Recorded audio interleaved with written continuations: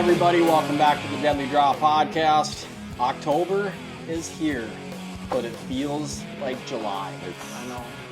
85 degrees, muggy, shitty, buggy, Nasty. Not fun. south winds, east winds. Are we in the south? It's starting to feel that way. It really is. But yeah, episode 30, the Dirty 30. Yeah. Mm-hmm. Trucking right along here. Heck yeah.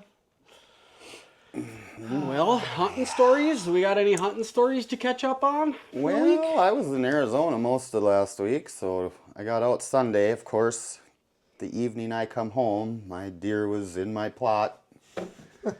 However, I couldn't have hunted it with that wind, not where my stand's located, so I might have to do some switching things around and put a play on this boy, so... Yeah, now you got that old mobile set up, so now you can go test out some other trees that maybe give you a better vantage point, maybe. Yeah, the old brain's really rocking trying to figure this guy out, so...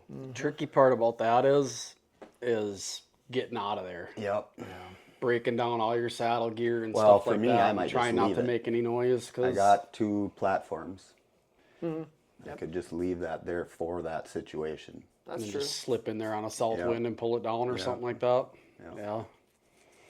Yeah, it was kind of oddly enough because we had talked about the fact, or the possibility of him daylighting when you were gone. And I saw that frickin' north wind it's been all south winds all season so far. And I saw that one north and I'm like, Bang. I bet he's going to show up on that. And sure as shit he did, huh? Yep.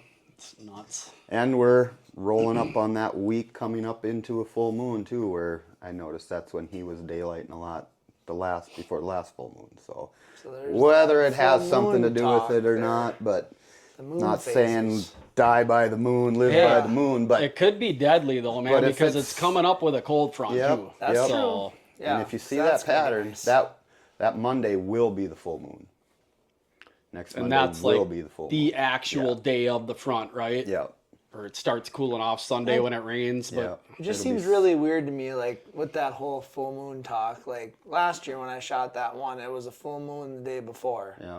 And you would think they'd almost be nocturnal in a sense, because it's so bright, you would think. I used to think that way, but over the last so much? couple years, I've noticed I see more activity During that in stretch. and around the full moon. Yeah, give or take before and after. So yeah, I killed that one on top there, I think it was like 3 days after the full moon or something like that. I first saw him the night of the full moon because I was hunting, and then I knew that same wind was coming like 3 days later, and so I made a play, and sure as shit, last 5 minutes he popped out to the edge of that cornfield, right in the same exact spot. So crazy. Yep.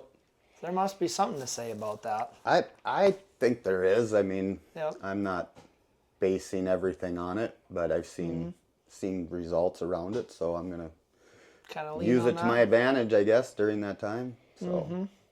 And it's October now, Right. starting tomorrow. So now we're getting into the part where I think no matter when you go, it's starting to get better and better and better, A lot of crops are disappearing, Yep. so they're running out of hiding spots for sure. So it's... Yeah, I mean, your historic rub lines, your historic scrape lines, all that stuff is just going to get hotter and hotter and hotter now. I mean, I just think they're just going to start spreading out their area and checking things out, and hopefully some different bucks start showing up on camera. Oh, yeah. Kind of, opening up their ranges and stuff, but as still yet, I do not have, if you want to talk about a shooter, I have not got a picture of a shooter. Oh, really? This year and I have 8 cameras out. So, Ooh. yeah.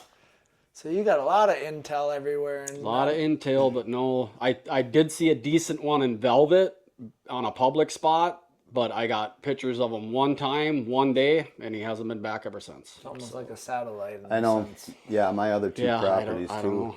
I haven't seen.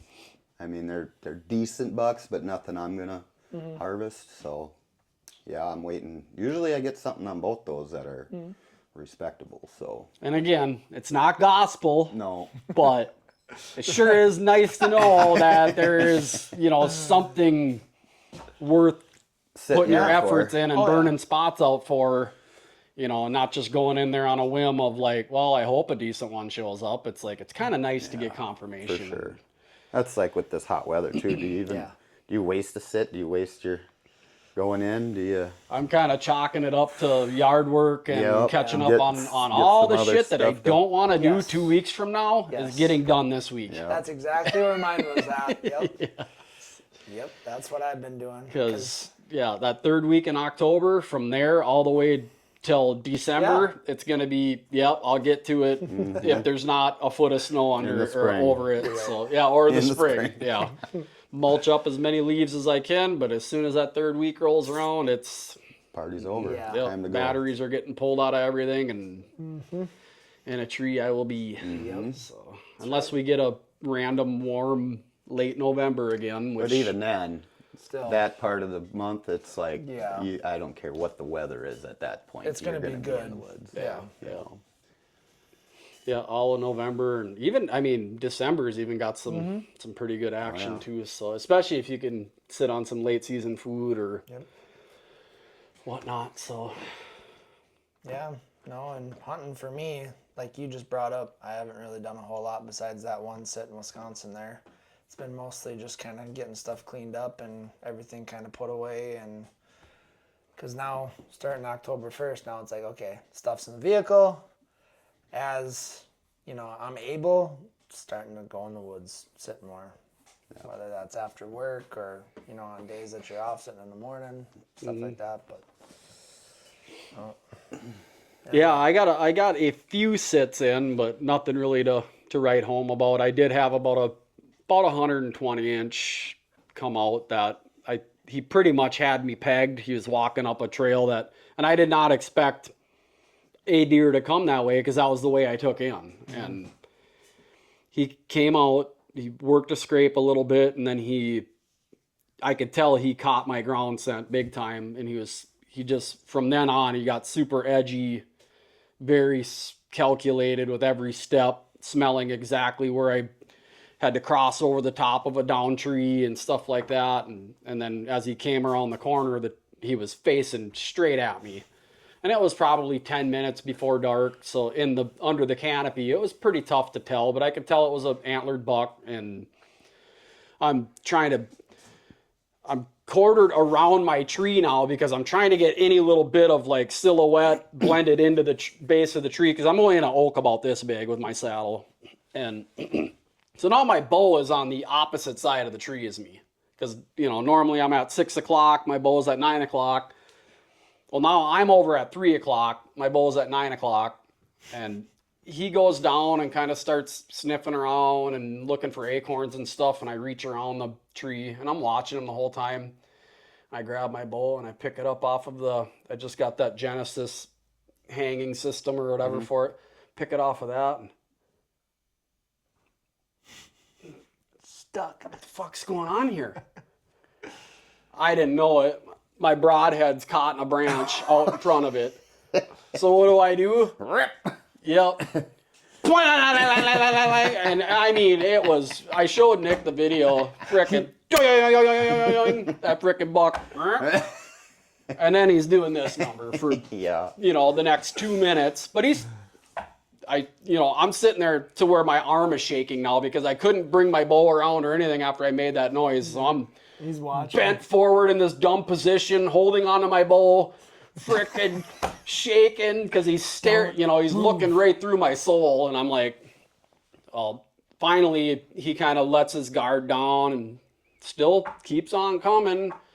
So I finally get over and I get clicked on, and he finally got up to about 28 yards, and he was still like something came from right there. He was upwind of me, so he couldn't catch my wind, but he was just constantly looking and looking and looking. And then finally I could tell, because he stepped into a little bit open spot in the canopy, that he was pretty much even with his, I don't know, probably about like this one, something like that. So I'm like, okay, I'm not gonna shoot.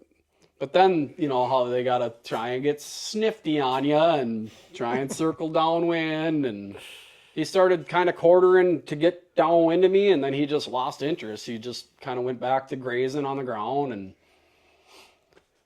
trotted off. Though. But yeah, didn't blow him Not out. spooking him, yep. But yeah, just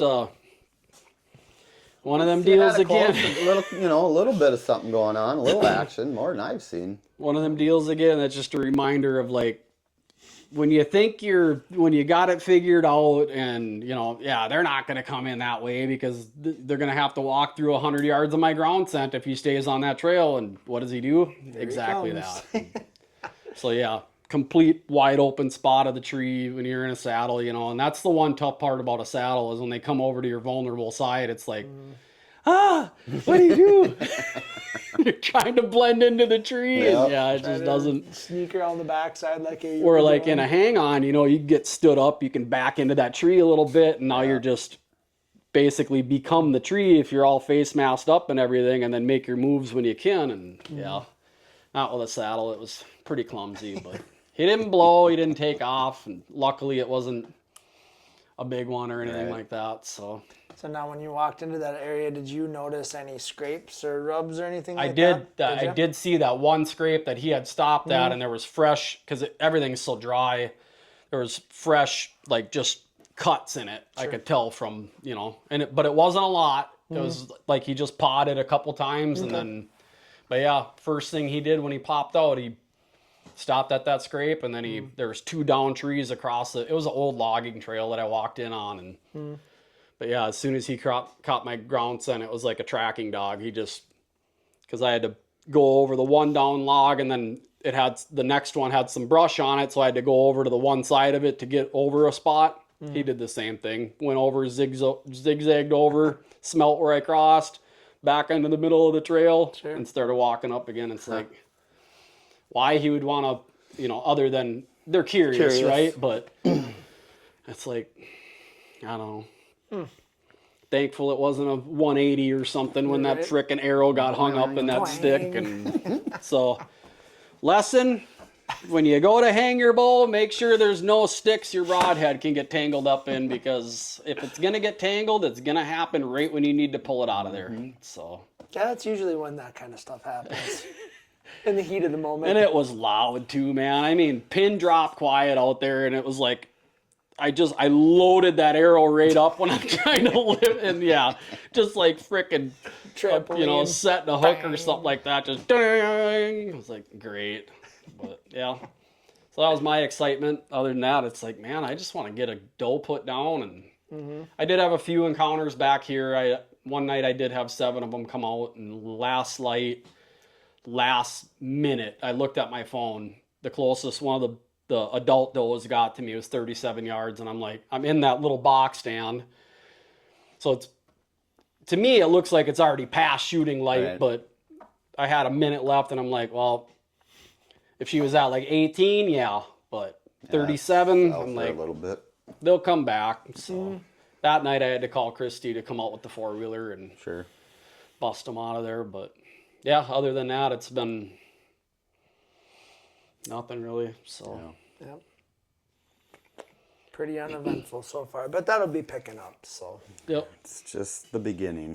Exactly. I'm really, really, really trying so hard to stay patient. Like, I've even told myself not to go in the mornings and stuff, because you know me, it's like any morning, any evening, anything, I'm going and I'm smashing into a spot, and I'm trying my hardest not to hunt mornings until later on in October, unless something is patternable on a camera or something where it's like, oh, well, he's not coming back until it's shooting light, so maybe I will try and slip in there at 4 a.m. or something like that. But until then, it's like, I'm trying, man. I'm trying to stay patient. I'm trying to stay out of a couple pieces, and it's like, it's hard.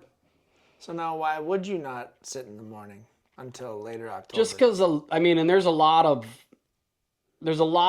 argumental data that says that they usually beat you back. They're back to their beds before daylight, and so by you intruding in on them in the morning, you're bumping them, or they're hearing you come in, or if you're running a headlamp, they're seeing your headlamp, that type of stuff. So but I've also had guys argue that that mornings are their most successful. It really depends on your situation, where you're at. How are you setting up, where you're setting up, and when are the deer coming through there. But yeah, I mean, you got your guys like Higgins and them that they'll swear up and down that there's no way until like that third week in October that you're killing a buck in the morning consistently. Sure. In early October or mid September. So yeah, it's just I don't know. It's tough hunting mornings, especially for me in all my spots really. It's all better afternoons. Yeah.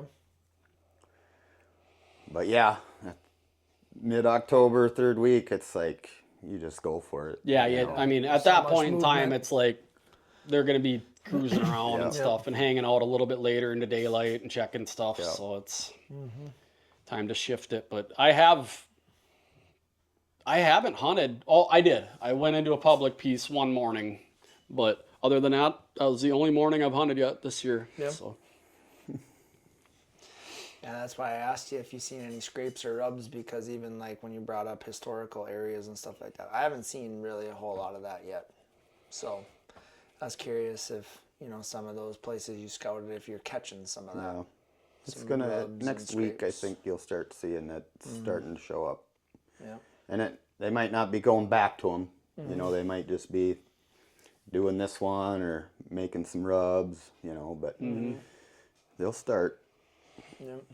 I've only had one smaller buck work one of them vine scrapes that I had set up this year, but and obviously it's not a historical spot where there was a scrape or anything like that. I just added it, but he did stop and he worked that vine a little bit, and I'm like, yeah, more of that now. Yeah, I haven't had any mature bucks rub those. Really? Yet, no. Really? They've crossed past them once, but didn't go to them. I got a couple. And one was on a historical spot where it's been a scrape, and one was new. So, but no, I've only had a couple of them that have been hitting one spot way in the back, because I kind of got a little area where there's a lake, and then we got some pines going into some popples and stuff like that, and we got some oaks over in the corner too, and they always feed down to that corner for whatever reason. And that's where I've seen the biggest ones kind of hanging out. And there was a few of them that were kind of sniffing the branch, the lower one and stuff like that. But they're not making any by any means. So, but yeah, I had one satellite over, and I sent you guys that picture. So it'd be kind of cool to. That's a nice looking deer. It'd be nice to have him stay around. So no, and that was everybody's taking the corn off over there, so it's pretty bare. So maybe. They'll hang around a little bit. Sure. We'll Gonna have to stick to the cover anyway. I mean, so Yep. strategically move around through draws and woods and stuff like that. So instead of just cutting all the way across 80 acres of corn to get where he wants to go undetected. Yep, exactly. Yeah, it probably wouldn't be a bad idea to grab some more of that DH3 and next time a guy's out, just kind of freshen that stuff up. Yeah. Just because I think with this cold snap coming on, you're really going to see that activity turn. Yeah, I'm going to go tomorrow and pull those two cameras that I haven't really been getting any activity on over both of those rubs or those scrapes and just shift those two cameras around a little bit and see if I can get some other areas where I can get confirmation. Maybe he's moving through where I can start to pinpoint catch his corridor where he's going. Yeah, try and put a line together at least of how he's using. Right. Yeah, that's the toughest part, man. Is it's like if you could start stringing them pieces together on, oh, that's what he's doing when it's this wind. He's circling this way, and then he's coming down up here, but. Man, it's, again, you could almost be out there daily moving cameras around to try and, because they move according to what wind they have and everything. So it's like, unless you're getting super consistent activity in one area to where, okay, he's leaving this way, so now I'm going to move these cameras, shift it that way and see at what point in time he's forking around, whatever. But and who's to say he isn't walking by those cameras, just not walking right in front of them? It could be. Could be skirting right behind him or whatever. It's very possible, but I got one other historical spot that I've hunted that I got a stand that I'm going to put a camera back there where I've shot some nice ones and always get good activity, it seems like. So I'm A gonna. lot of deer died out of that A stand. lot of deer have died back there. A lot of first timers and everything. Yeah. So So those are one of them old timer stands. It's where just they have built it's a up tried it's and just true there. spot. Yep, it's been very productive. So I'm I gonna killed get a my first bow kill out of it. Yeah. Yep. And at the Fisher. time, it was the top of a climber with 2x4s down and out to hold it up. Nice. Yeah, it was quite the setup. But Hey, it worked. It worked. Yeah. Yep. Shot a nice doe out of there. Cool. How far we've come, huh? Oh man, the shit we used to do. I know Yeah. he came and hunted with me on Sunday, and he's like, because I got a few pegs in it, and he's like, back to the old pine limbs, all right. I'm like, well, they're there. You don't need pegs. Peg, peg, peg. Branch, branch, branch. Pine branches for the next 12, 15 feet. Peg, peg, stand. I'm like, here we go. Back to being all full of sap and My hands hoping are still that sticky. every today. time you're grabbing one, you're doing this number, making sure you're not going to snap it off when you get Oh, mid-grab. they're good, they're I'll good. tell you what, though, there's a couple big pines that I've sat in over in Wisconsin, and I've never really used those crank-in steps, your screw-in steps, but I've had sticks. Well, unless you order a strap that'll fit around that fucking tree, because it's huge, you got to use them branches. And them branches are about that big around anyway. Those make it harder when you can't grab onto it. Yeah.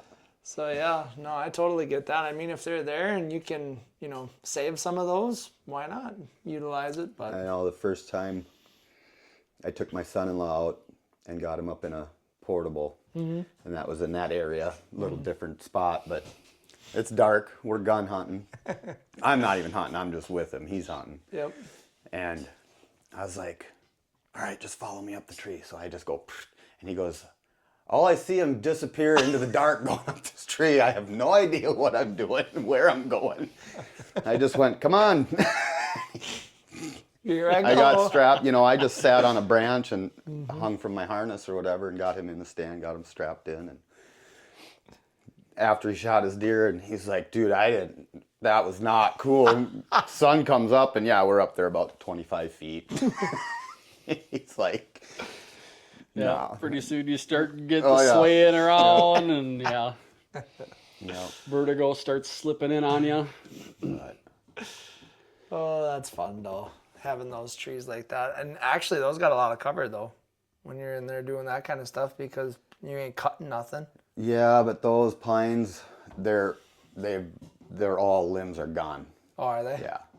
So, I mean, okay. some of the outskirt, the ones You on the probably outer had edge a got nest some limbs. when and- you got up there, right? You probably had somewhat of a nest up there. Nope, pretty No? bare tree. Well, the one nice thing, it's in a clump of them, so there's Yeah. 3 or 4 okay. pines Yeah. there, Which so that's- it's, yeah. Granted. you kind of blend in with the other trunks and stuff like that, But- and there's some pines behind it, so you don't get silhouetted so Right. bad, but Yep.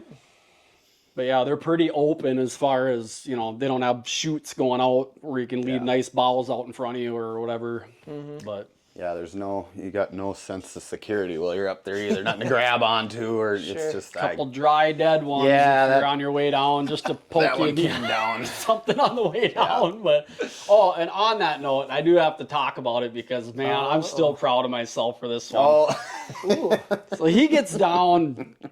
Before he gets down, I'm hanging from my saddle and I'm standing on 2 branches, and he unhooks my fixed platform and everything, just because otherwise I'd have to kneel down on his hang on and try and reach around because it was a little bit lower than it, just so I could kind of stand right over his shoulder. But he unhooked that and handed it up to me and everything, and I get that all secured to my bag, and I'm climbing up with that frickin' bag and full of camera gear and shit. I'm like, you know what? I got my trusty little recoil deal on there. Hook it around there. Start lowering it down. And now I'm trying to lean out from the platform. I'm still tethered in with my whatever, but so I'm leaning over like this and I'm trying to lower it down and keep it from smashing the branches on the way down, because we're trying to obviously get out of there as clean as possible. We're sitting right on the end of that hourglass food plot, so we don't know if anything's waiting or going to come up from the south there where we couldn't see, so we're trying to slip out of there. And I'm lowering it down. I lean forward a little bit more. Whoop, my phone out of my bino harness. No. Bink! I catch that thing by the corner, down below the platform, dude, so it doesn't fall down and smash him in the face, because he was right down there waiting for my bag to come down, and that it would have been like, yeah, no. Fucking hockey puck in the dark is what it would have been. But yeah, I barely caught that thing with my index and my thumb by the corner of it before it hit the ground. But yeah, and then I don't think he realized that I had that recoil deal attached to it. He unhooks my bag, lets it go. Bang! That thing I thought you were holding on to it. I thought you were ready for it. That thing freaking flies up like a tape measure at me, and I'm like, quick. damn, that thing can take an eye out if you're not ready for it. But yeah. I didn't know. I thought you knew I unhooked it. I thought you had a hold of it. Otherwise, I wouldn't have just let it go. So much for being clean, huh? Oh, yeah. We were still, I mean, there was no deer in the area. Yeah, but it was just like, smack. That thing came up and hit me in the shoulder and then popped back into the bottom. And I'm like, whew, good thing it didn't hit me in the face. But yeah. Yeah, it was cool. It was cool to get out and double sit again. It's fun. I like sitting too. It's fun. Yeah. You got a little chit chat to do, whatever. It's more fun. Yep. Yeah, I felt the same way when I took Mav out there too, and I actually got him a license for Minnesota now too. So which was a buck, like you said. So yeah, no, we'll be doing a lot more double sits and stuff like that too. So cool. It is a lot of fun. Because like you said, by yourself is nice. I mean, you get that time alone and you kind of see, nature and stuff like that and enjoy its beauty. But it's kind of nice to have somebody else too to kind of enjoy that with you too and talk or. And then there's some, like with me gonna attempt to do this sneak attack, right? That's a situation where I'm going by myself, right? You're not. Less is better. Yep. So that's right. Yep. Yeah, you got to go rogue on them change ups like that, because now you got two big blobs hanging from saddles and in a pine this big, and it's like, that's not gonna work. That's another thing. So now if you're looking for certain trees, obviously there's different areas you want to be in, and you only got so many to pick from. But if you got an ideal tree to sit in, is it a 1 standalone, or is it a 2 or a 3 where they're in a clump? Right. I'm always kind of looking for new spots. I always kind of find at least 2 that are together. 3 would be nice. I'm not going to get that where I want to sit. So you've got a lot of singles. But it is a lot of smaller pines, dark in there. Yep. So it's A little bit of a backdrop there. there. For sure. Yeah. Yep. So I think I'll be okay there. And I got a bunch of popples behind that, so I'm not worried about cover, but I'm just, we'll see. I was going to say, now you cover, there's a lot of it still. There's still a lot of leaves. There's still a lot of, that kind of stuff. But the popples and the ash, they're losing them fast. Yeah. They're losing them real fast. So you're not going to have too much of them left. And I noticed today I went and rebaited the bear bait, and it's starting to get lighter inside there because I looked up and it's all popple trees, and they're starting to get yellow and they're starting to fall. So next week with that cold snap and some rain, they'll be gone. Almost kind of like that story you told me or whatever when you were sitting out there and that. Oh man, that's still probably aside of like a hunt going exactly the way you wanted it or you dream of or anything like that. Like for a non-kill sit, that was probably one of my most memorable hunts to this day, and it was probably my second year hunting. Maybe it was even the first year hunting. But I went down to, back where we used to live when we lived together. Yep. I went down, there's state land not far away at, you know where I'm talking about. And I went in there and I hunted at evening, and I left my hang on in there, and I was like, I'll just come back here in the morning. And, I always try and give, if I can access it, I try and give a spot a morning and an evening just to see what's happening, you know? So I left my stuff in there, came back in the following morning, and we got just a gnarly hard frost that night. And so slipped in there in the morning, and I got in there, and I remember there was some duck hunters and stuff, because there's a little creek that runs on the backside of that, or not a creek, but a little river that runs and kind of feeds out. But so you kind of hear the duck hunters doing their thing, and every once in a while they're taking some shots and stuff like that. But the sun had just popped up, and it was like dead calm. And I had looked, and I was in a popple grove, and everything was just covered with that hard frost. And right at one time, just the slightest breeze picked up, and every single one of them trees dropped all at the same time. And it was like a freaking movie, man. It was just for like 2 minutes straight, just yellow leaves coming down, but like super calm. Yeah. And it was just like, man, that has got to be probably one of the coolest things I think I've ever seen in my entire life. Because, I mean, and loud. It sounded like a freaking hurricane, but it was just leaves dropping, you know? So, but yeah, cool. As far as like a non-kill hunt, like that thing that you really remember about a crispy October morning, that has to be it for me. It's like, still remember it like it was yesterday, and that was freaking 20 years ago, so 18 years ago or something. So you got a better memory than I do. That'd have been really cool to catch that on video too. Yeah, I would have, and obviously, shit, it was still flip phones back then, and yeah, for sure. I did have a camcorder, but you know, after we had done a few sits together, taking video and stuff like that, it never dawned on me like, hey, maybe they make a camera arm and you can bring this and do this yourself. Right. Until later on. Right. You know I was going to say, it was I wonder always if like, they ever had something like that. It was always sure like you got to have your buddy with you, or somehow have a tripod or something to put it on, you know. But, I'm sure there was something out there. I mean, look at the Realtree guys. They were doing it for, I mean, people have been doing it for years. It's just. But they usually have somebody with them. True. So they're sitting there with that giant shoulder mount camera. The old boombox camera on. Hang on. You hunt them? And now, just your phone. Your phone has a good enough camera to do a majority of your wild, filming. Isn't it? Yeah, it's crazy. Yeah. Talk about your minimalist. The walls of records and CDs and everything, and cameras and video equipment and stuff, all freaking right here in your pocket. Yeah. All the time now. Calculator even. Crazy, yeah. And they said you never have a calculator on you. Liars. No, yeah. I don't know, man. It's come a long way. I wish we would have stuck with it back when we were doing that, because, we would have had a lot more. Well, I told you, we're going to have to pull out some archives there. Yeah. Not that it's much of anything. It's just cool to watch it over, you know. Yeah, look back at what you guys were doing. Yeah. Did I film that when I think it was like a 7-pointer or something you shot? Did I film that one? No. I know Gephardt came and double sat with me on my aunt's land, and he filmed me shooting a doe. And that was, I want to say, my old man was still alive, so it was prior 2010. Right. So a few years back then. I think I still have that video somewhere.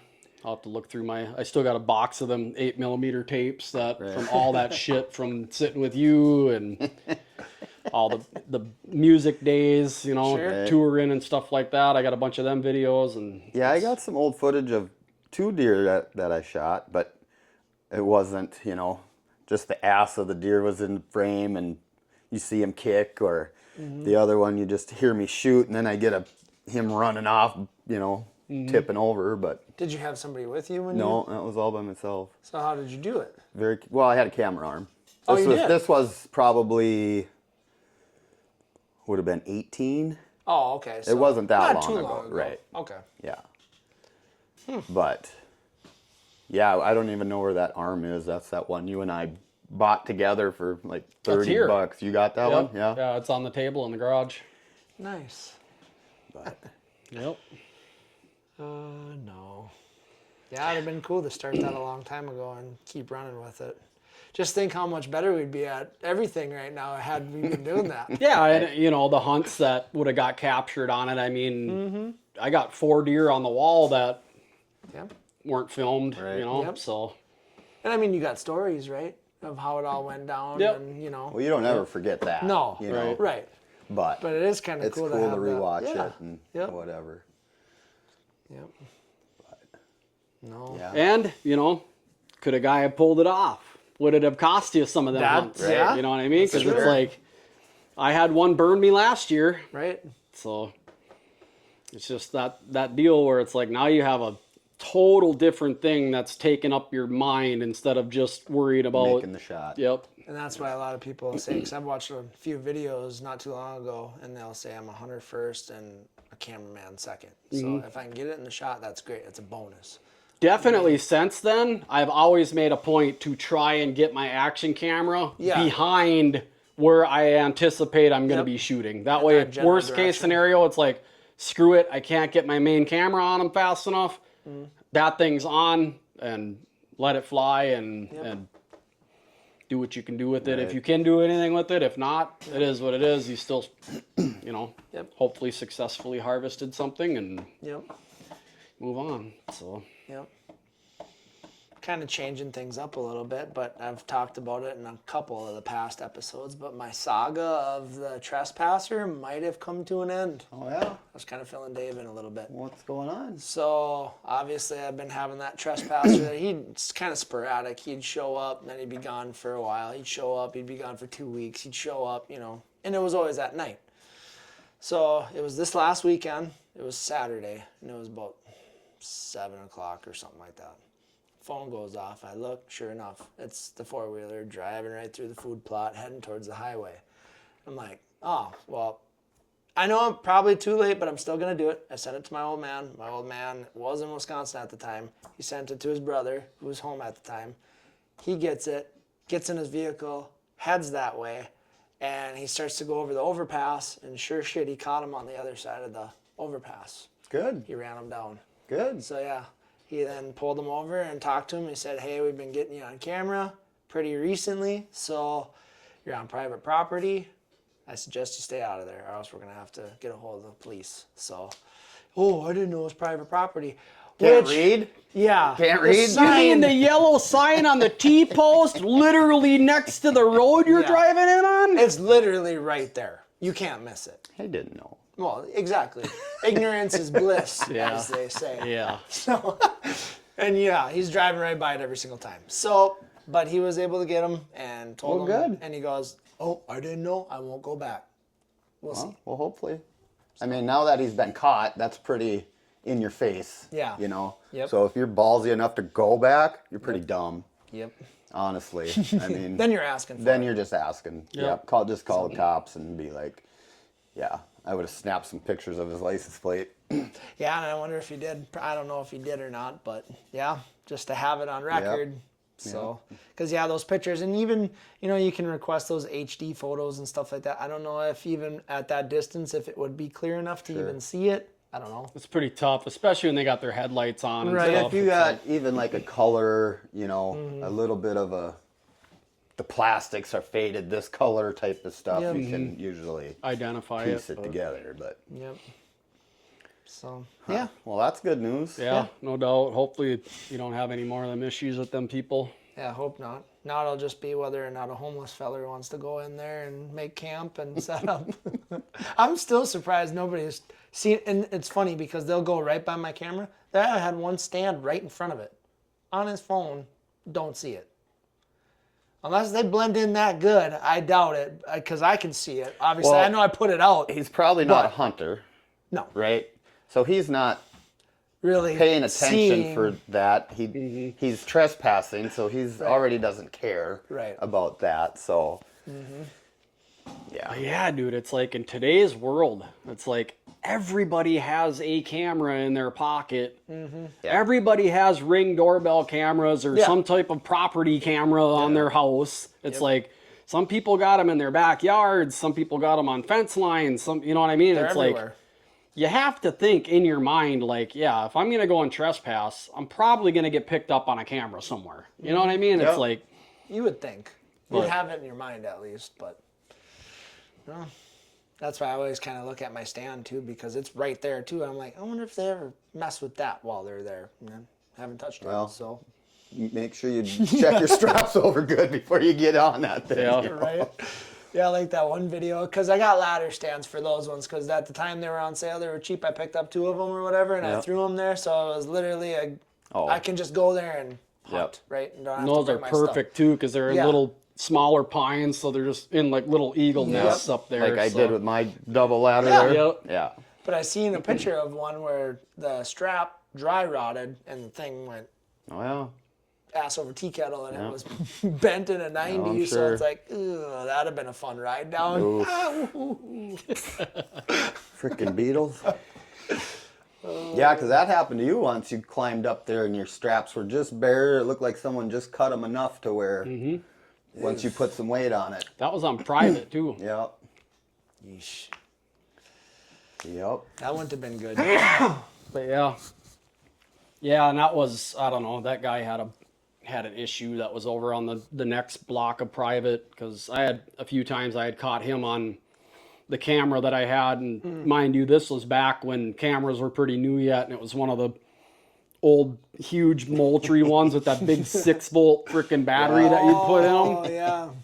And full-blown flash on it. There was no like infrared night pictures. It was like, it took like every picture that you got of a deer, they were like you know what I mean? Because it was like a coming down. deer, it was like freaking lightning hitting them. But Yeah, no cell cameras. It was a chip at best, right? yep, yeah, they did have chips, but yeah, it was again going and pulling the chip and checking it, and then caught him going through there a few times.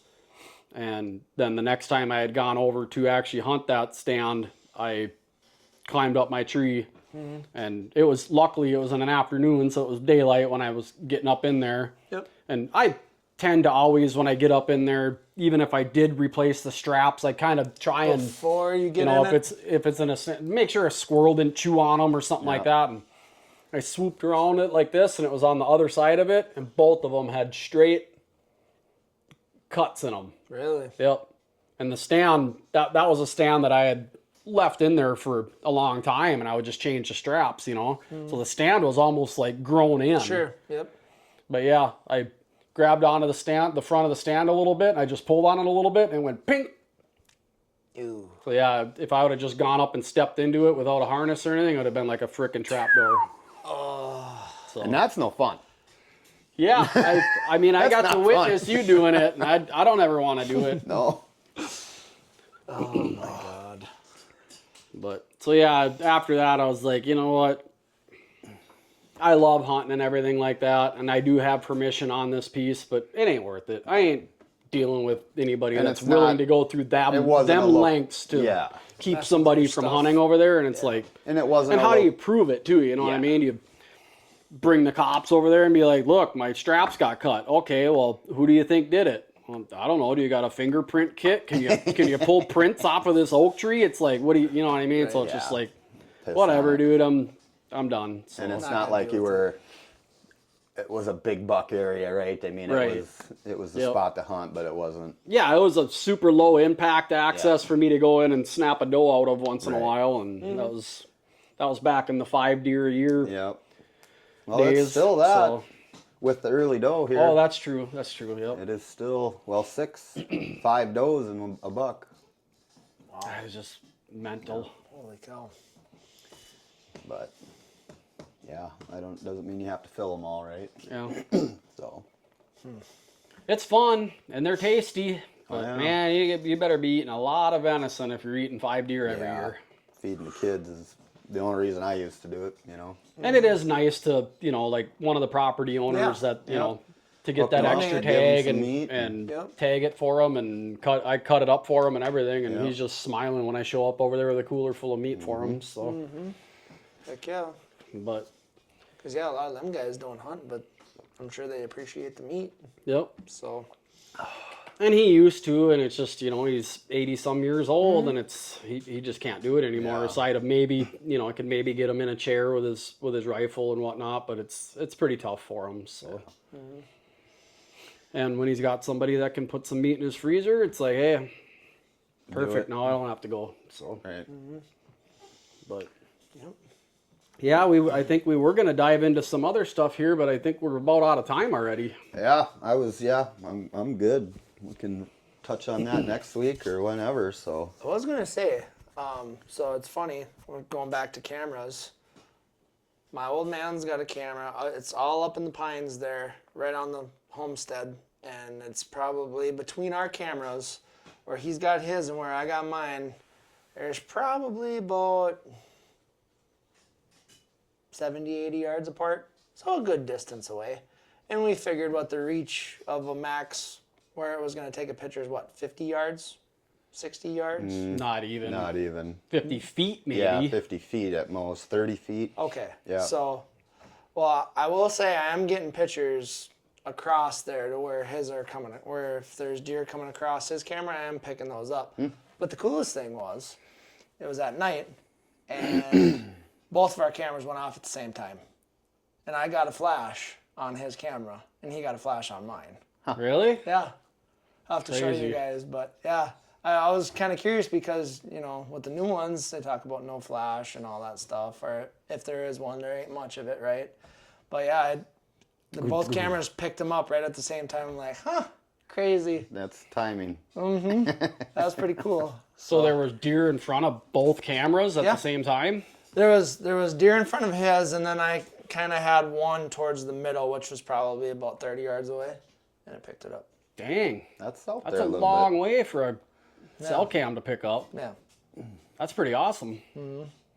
So that was kind of cool. Because we figured we'd just have one on each end just to, you know, if mine doesn't See what catch you it, his miss is or- going to catch it. Sure. Right? And at least, you know, if they're in the middle, one of us are going to get it. So, Right. but yeah, his snapped off and mine snapped off right at the same time and got a white flash. Because he sent me a picture of mine and I sent him a picture of his. And it was, oh, that's kind of cool. So, Sure. something different, but. Yeah, I guess I'll throw out one last thing. I guess bait and bear. What's the guy got to do to get him to show up in the daylight?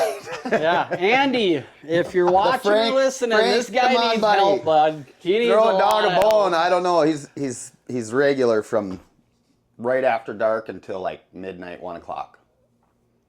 He'll leave for like a half hour and come back. Leave for Was half that hour. that bigger one? I think so. I think it's Okay. still him, but I can't get him to show up during the daylight. I'm hoping maybe with that cooler temp, but with that, I'm not going to be hunting bear. I'm going to be hunting something Yeah, else. So, but yeah, I don't know. If anyone's got any tips, tricks, throw them out there. Let's hear them. Yeah, is it timing of when you're baiting? Is it, you know what I mean? Like, I've been trying to Yeah. bait, 10 to 2 or right immediately after work, at 2:30, 3 o'clock. So, Consistent? Yep. till they hear the dinner bell or I don't smell know, the dinner bang bell. bang on the bucket, maybe. Yep. Yeah, that boar ripped his barrel right off Oh the tree. yeah. Mother. Yeah, I left Tuesday to Arizona, and Peterson, was it Tuesday, went out and checked it? I can't remember what, Tuesday or Wednesday, and my batteries died in the camera, and he just texted me, he's like, so when did they rip the barrel off the tree? I'm like, what? And then I went back, and then I realized my camera's dead, and I'm like, shit. I was like, well, there's some batteries in the back of the Toyota. So he changed batteries for me and baited it twice. And But yeah, it's been like over a week of almost every night except for maybe one night that he hasn't been there. So Well, at least he's showing up. he's there. Just needs to I come just a little need earlier. him a little earlier. So That video that he showed me, he's grabbing onto that barrel yeah. after they rechained it up to the tree, and he's just giving her hell, tree trying is to get shaking. trying to get that barrel back off of there, Yeah. but Yeah, to And then me he it just- looks like a good sized bear. I'm guessing 300 pounds. then he just gives up and he just sits right on his ass like this, and he kind of turns and he looks at the camera like, why are you guys doing this shit to Just me? defeated. Yeah. It's pretty funny. It's funny. So, but yeah, that's all I got. Right on. Cool. Well, everybody, if you're in the Minnesota area, cold front is coming, guys. October is here. Time to get in a tree. If you haven't been, the time is next week. Probably Yes. Sunday, Monday-ish. Monday, I'm thinking. Sunday, you Monday, gotta be out Tuesday. there, yep. Very, very high probabilities of getting after a deer if you've been chasing one. So thanks to all of our sponsors and partners on this one, and we will catch you guys next week. Good luck hunting.